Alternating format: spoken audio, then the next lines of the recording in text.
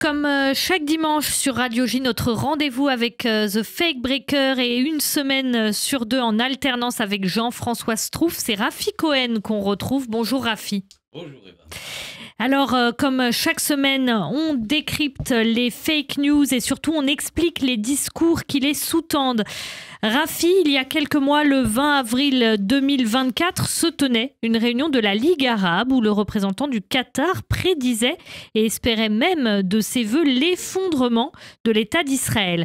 On était malgré tout en plein arbitrage du Qatar entre Israël et le Hamas, ce qui est un comble. Les musulmans vont-ils perpétuellement croire que cette terre leur est exclusive parce que leurs très lointains ancêtres l'ont conquise au 7e siècle ? Ça, Eva, on parle de la guerre du feu au cours de la préhistoire, mais contrairement au livre de Ronnie Aîné et au superbe film éponyme de Jean-Jacques Hano, les ethnologues estiment plutôt qu'il n'y a pas eu de guerre du feu, car celui qui possédait le feu pouvait le partager sans en perdre un morceau. À l'opposé, la terre ne peut pas se dupliquer. Lorsqu'un mètre carré appartient à quelqu'un, il n'appartient pas à quelqu'un d'autre. Et en tout cas, pas dans le même laps de temps. Et l'exemple de l'imbroglio du centre historique de Hébron est un exemple type de complexité et de tension tragique. Mais c'est un peu un lieu commun d'expliquer par la tragédie la relation entre Israéliens et Palestiniens. Oui, mais cela n'en est pas moins réel. Le long conflit que vivent les Israéliens et les Palestiniens à propos d'une même terre s'apparente tout à fait à une tragédie. Les protagonistes qui s'affrontent ont, de leur point de vue, chacun, tout à fait raison. C'est le principe même de la tragédie grecque. Les protagonistes avancent ensemble vers une fin tragique et la seule gagnante, c'est la mort. La plus représentative des tragédies grecques, écrite par Sophocle, relate la guerre idéologique que se livrent Antigone et Créon. Antigone fait valoir la loi des dieux et Créon fait valoir la loi de la cité et des hommes. Et finalement, les deux perdent tout et c'est la mort qui gagne. L'âge d'or de la tragédie grecque se situe dans une période très courte, entre moins 472 et moins 386, à peine 85 ans. Et à la fin de cette prise de conscience de l'infinie faiblesse des hommes face à la nature, donc aux dieux grecs, c'est la philosophie, l'amour de la sagesse, qui prend le relais et qui exprime là comme une révolte. Les hommes ont besoin de comprendre et d'agir et non plus de se laisser faire par la destinée, par le seul mektoub. Alors, qu'est-ce qui se passe après ? Eh bien, cette prise de conscience emmène naturellement les hommes à la démocratie grecque. C'est-à-dire, au lieu de laisser la nature archaïque humaine guider les affaires du monde, la démocratie est totalement antinaturelle, va réguler les relations entre les hommes de façon à réduire au maximum l'impact de la destinée, en grec, le factum.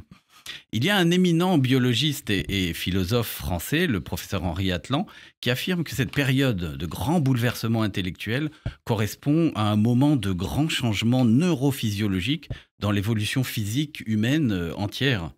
Pour faire simple, cette période entre la destruction du premier temple, moins 575, et celle du second temple, plus 70, correspond en Israël à la fin de la prophétie et au début de l'ère de la sagesse des Chachamim. Des changements aussi en Perse et en Inde. C'est la période de la fin de l'âge d'or des Brahmanes et le début du bouddhisme. C'est très intéressant. Je laisserai le lien de cette conférence sur les commentaires de YouTube. Mais ça, c'est la période antique. Alors, qu'est-ce qu'il en est du conflit israélo-palestinien ? La tragédie que nous voyons sous nos yeux entre Israéliens et Palestiniens procède de même. Chacun estime avoir entièrement raison et c'est la mort qui gagne. Comme je disais il y a un mois, je ne sais pas quelle forme devra prendre cette entité palestinienne. Mais il faudra rapidement inventer quelque chose et il faudra que toute la communauté musulmane s'y fasse d'une manière ou d'une autre, pour ne pas finir comme Créon et Antigone. Regardez, Antigone est emmurée et se donne la mort, et le fils de Créon, qui était amoureux d'elle, se tue aussi, ce qui est pour Créon certainement pire que la mort. Ah, vous revenez encore à la Grèce.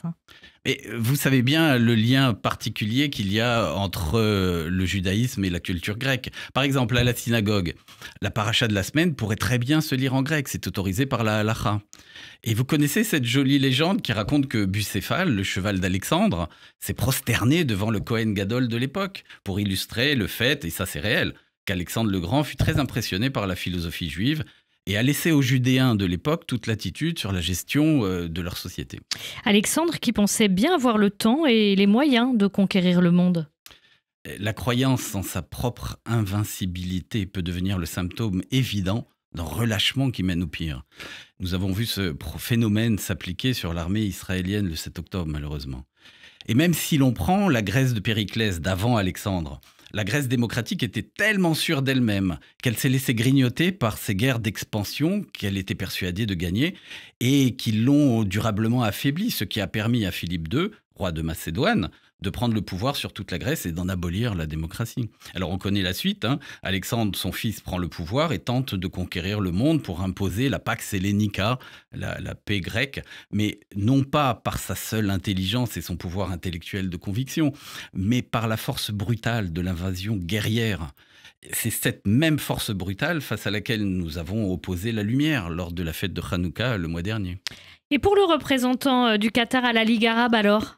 Lui, c'est un triste sire. Mais il fut un temps où l'intelligentsia musulmane savait s'ouvrir au monde et se frotter aux cultures voisines, ce qui est toujours profitable. Par exemple, Averroès, grand médecin philosophe arabe musulman du XIIe siècle en Espagne, que j'avais déjà cité précédemment, fut un grand admirateur d'Aristote, le grand philosophe, précepteur d'Alexandre, comme Maïmonide à la même époque d'ailleurs. Et leur grande idée à tous les deux fut de lier la foi monothéiste et la raison grecque, le logos. Lier l'Orient et l'Occident par la culture, cela aurait pu être une riche avancée humaine, mais non. Averroès fut renié par l'intransigeance du pouvoir almohade, parce que trop ouvert à la modernité occidentale de l'époque. Occident contre lequel l'empire almohade était en guerre. Et certains philosophes actuels, comme Kurt Flasch, d'estimer que le monde arabe perdit dès lors, et pour longtemps, le contact intime qu'il eut jusque-là avec le progrès scientifique. Merci beaucoup Rafi Cohen, The Fake Breaker, qu'on retrouve donc une semaine sur 2 en alternance avec Jean-François Strouf. Bonne semaine à vous, à bientôt. Merci à vous aussi.